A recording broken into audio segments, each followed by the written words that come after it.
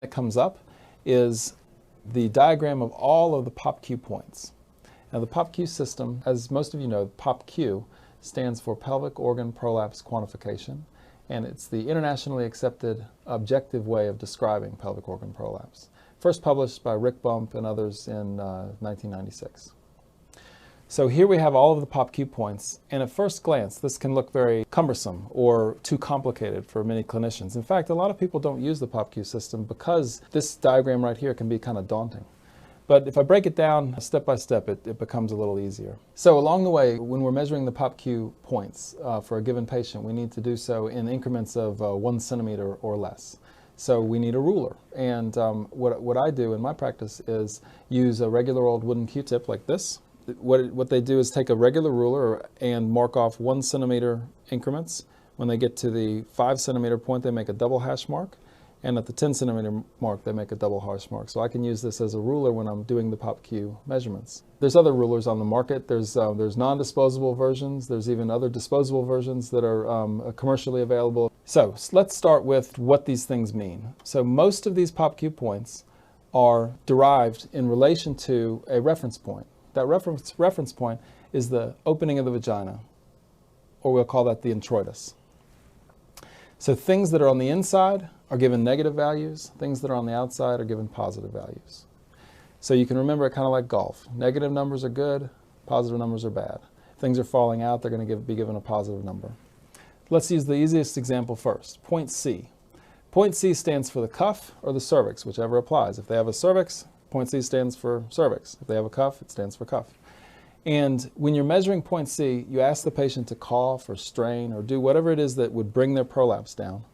And you measure the distance from point C, which is the cuff or the cervix, to the opening of the vagina. For example, if point C came down to within 1 centimeter of the opening, then it would be given a score of -1. If it comes down beyond the opening 1 centimeter, you give it a score of +1. Okay, so that's point C. The next point to conceptualize is point A. Now, as you can see from the screen here, there's point A of the anterior wall, which is AA, and there's point A of the posterior wall, which is called AP. But they're basically the mirror image of one another. Point AA is a set point 3 centimeters inside the vagina along the anterior vaginal wall. The way that I explain it is this way. Let's pretend you have a little tiny man, and he's one of those surveyor guys on the highway, and he's got one of those surveyor wheels, and he starts walking at the urethral meatus, and he's marching up the anterior vaginal wall, and he was to make a little X 3 centimeters up.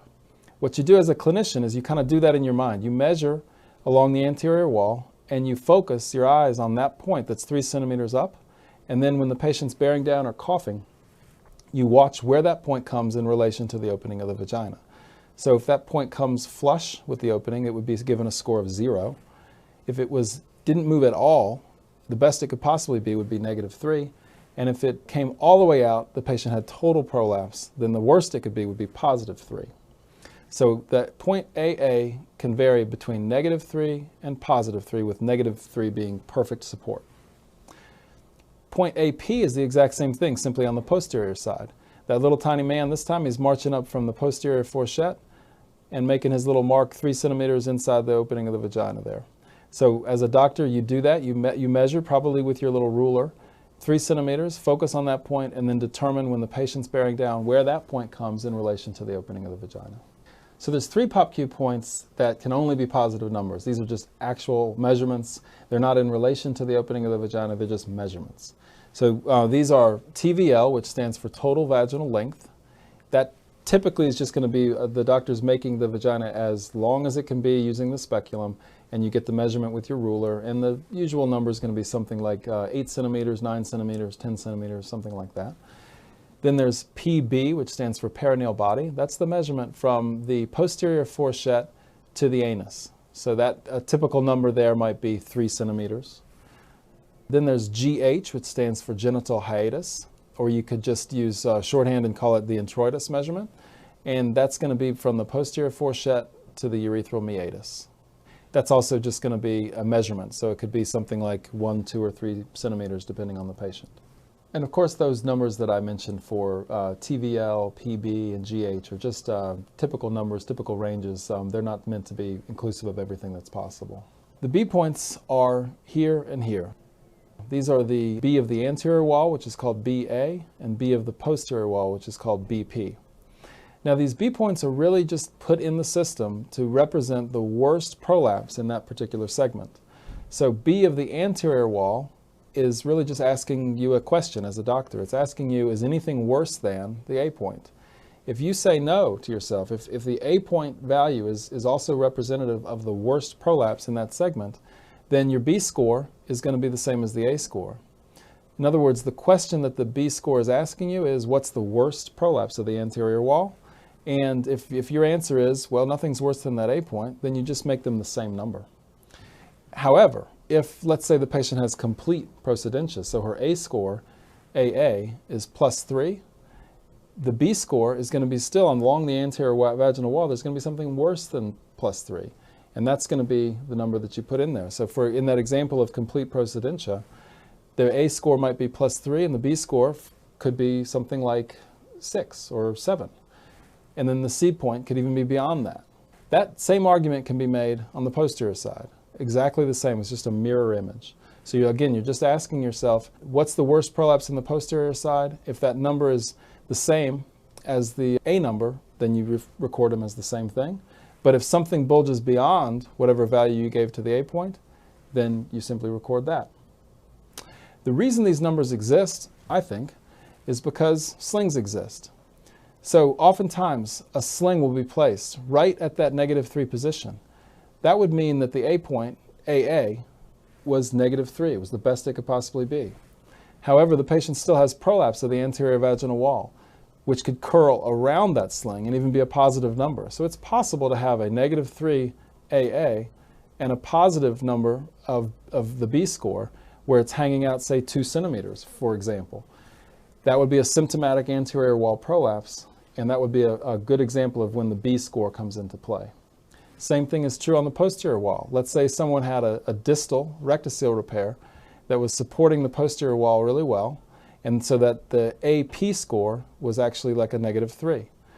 But they had a high rectocele, and that high rectocele came out and was symptomatic beyond the opening of the vagina. That might get a positive score for the B value. I can tell you that in my practice anyway, about 80% of the time, I record the same value for AA and BA, likewise AP and BP. So that just leaves the D point. The D point, to me, is the hardest point to measure. It's representative of the posterior cul-de-sac. Now, of course, in a patient that doesn't have a cervix, there is no posterior cul-de-sac. So for the D point, in those patients, when they just have a cuff, you just write down not applicable. But when they do have a cervix, what you're trying to measure is where the edge of the posterior cul-de-sac comes in relation to the opening of the vagina. I can tell you what I do is, it's hard to measure, so what I typically do is just measure the length of the cervix, and then whatever value I've given to the C point, which would be the cervix edge, I just go back that much further, constituting the length of the cervix, and that gives me my D point. For example, if a patient has a 2 centimeter long cervix, and her C point comes to the -1 position, then I'm just kind of automatically write down that the D point is a -3. That's how I tend to do that.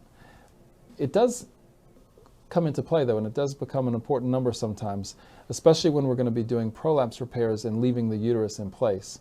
I personally want to know if the patient has a very long cervix. And so the D point is something that I look at when I plan to leave the uterus in place during a prolapse repair. Because, for example, in patients with those really long cervix, like a 5 or 6 centimeter long cervix, that can definitely change my management, because I don't want to leave behind such a long cervix, which could be experienced or felt by the patient as prolapse subsequent to my repair. So the D point's important, but it's difficult to measure sometimes.